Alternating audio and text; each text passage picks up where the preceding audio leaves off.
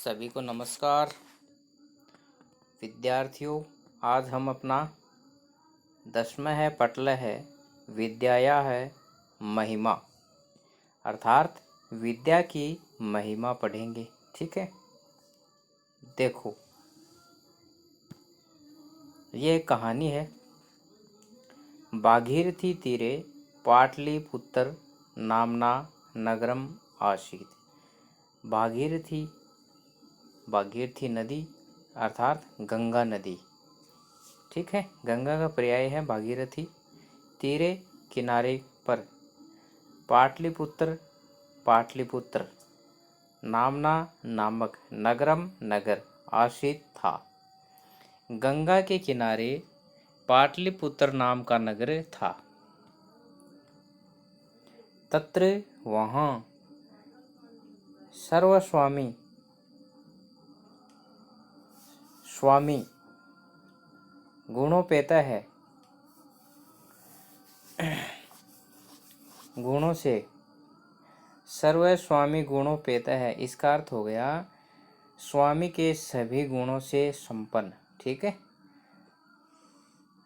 अर्थात राजा सुदर्शन है, सुदर्शन नामक निरुपय है, राजा आशित था।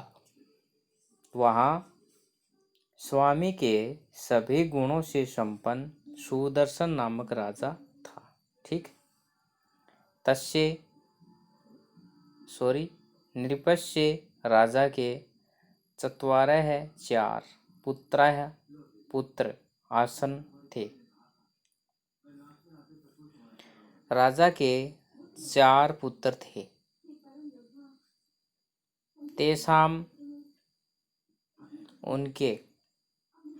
उनकी पढ़ने रुचि है, रुचि नासीत। उनकी पढ़ने में रुचि नहीं थी, पढ़ना लिखना उनको अच्छा नहीं लगता था। अतः निरुपय है राजा अतिव बहुत चिंतित आशित था। इसलिए राजा बहुत चिंतित था। देखो, गंगा के किनारे पाटलिपुत्र नामक नगर था। वहाँ स्वामी के सभी गुणों से संपन्न सुदर्शन नामक राजा था। राजा के 4 पुत्र थे। उनकी पढ़ने में रुचि नहीं थी। इस कारण राजा बहुत चिंतित था। आगे देखो, ये यहाँ पे पुत्र है ना, इसको पुत्रा है कर लो, एक डंडा और लगा दो, क्योंकि ये बहुवचन है तो 4 बहुवचन होता है, इसको भी बहुवचन करो। ओके, निरुपय है राजा अचिंत्यत सोचा यत कि मम मेरे पुत्रा है, पुत्र देखो यहाँ सही है, अशिक्षिता है, अशिक्षित संति हैं। राजा ने सोचा कि मेरे पुत्र अशिक्षित हैं, परंतु एतेषाम इनकी शिक्षा के लिए दिव्यम भाग्य को कारण नहीं उचित है, अर्थात परंतु इसकी शिक्षा के लिए भाग्य को कारण मानना उचित नहीं है। देखो, राजा ने क्या सोचा कि मेरे पुत्र अशिक्षित हैं, तो इसकी शिक्षा की जो जिम्मेदारी है, ऐसा नहीं है कि भाई हमारी किस्मत ही खराब है, ये नहीं सोचना चाहिए। भाग्य को दोष देना उचित नहीं है। अतः इसलिए सर्वथा हमेशा दिव्यम भाग्य आलस्य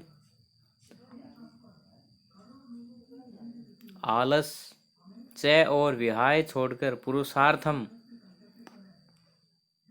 पुरुषार्थ के लिए, परिश्रम के लिए विधेय है करना चाहिए। अर्थात हमेशा भाग्य और आलस को छोड़कर परिश्रम करना चाहिए।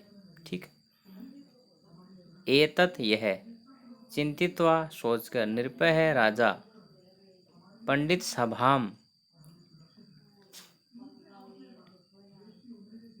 पंडितों की सभा कारितवान करवाई।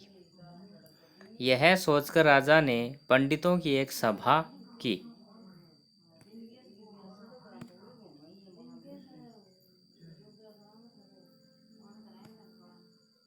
निर्भय है राजा उवाच कहा। राजा ने कहा, वो है पंडिता, हे पंडितों, अस्ति है कश्चित कोई संभूतो विद्वान,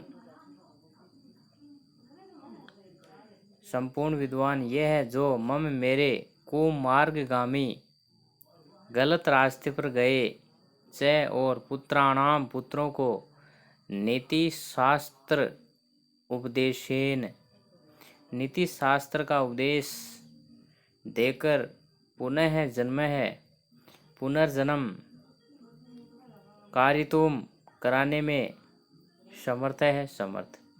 अर्थात हे पंडितों, है कोई ऐसा विद्वान जो मेरे अशिक्षित और गलत रास्ते पर गए पुत्रों को नीति शास्त्र का उपदेश देकर पुनर्जन्म कराने में समर्थ हो। ठीक है। एतत् श्रुत्वा यह सुनकर विष्णु शर्मा नामने महापंडित है एवदत।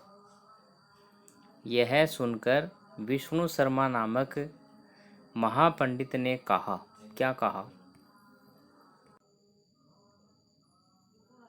हे राजन, अहम मैं बहुतः है आपके पुत्राणाम पुत्रों को शिक्षाया है शिक्षा दायित्वम शिक्षाया है शिक्षा का दायित्वम दायित्व है स्वीकरोमि स्वीकार करता हूँ। हे राजन, मैं आपके पुत्रों को शिक्षा देने का दायित्व स्वीकार करता हूँ। अहम मैं षण्मास अभ्यंतरे अर्थात मैं 6 महीने के अंदर भवत पुत्रान आपके पुत्रों को नीति शास्त्र अभिज्ञानम नीति शास्त्र से परिचित अर्थात निपुण करिष्यामि कर दूंगा। विष्णु शर्मा ने क्या कहा? हे राजन, मैं आपके पुत्रों को शिक्षा देने का दायित्व स्वीकार करता हूँ। मैं 6 महीने के अंदर आपके पुत्रों को नीति शास्त्र से निपुण कर दूंगा, नीति शास्त्र का संपूर्ण ज्ञान उनको दे दूंगा। एतत् यह श्रुत्वा सुनकर निर्भय है राजा प्रसन्न है प्रसन्न भूत्वा होकर तस्य उसके विष्णु शर्मण है विष्णु शर्मा के करे हाथ में पुत्रों को समर्पित कर दिया। यह सुनकर राजा ने प्रसन्न होकर उस विष्णु शर्मा के हाथों में अपने पुत्रों को समर्पित कर दिया। देखो आगे। ततः तब विष्णु शर्मा पशु पक्षी जंतुओं आदि की कथा भी है, कथाओं से तान उन राजकुमारों को शिक्षित किया। तब विष्णु शर्मा ने पशु पक्षी जंतुओं आदि की कथाओं से उन राजकुमारों को शिक्षित किया। शीघ्रम धन एव शीघ्र ही च और ते वे राजकुमारा है राजकुमार शिक्षा प्राप्त करके योग्य है योग्य च और विनम्रा है विनम्र च का अर्थ और होता है अभवन हो गए।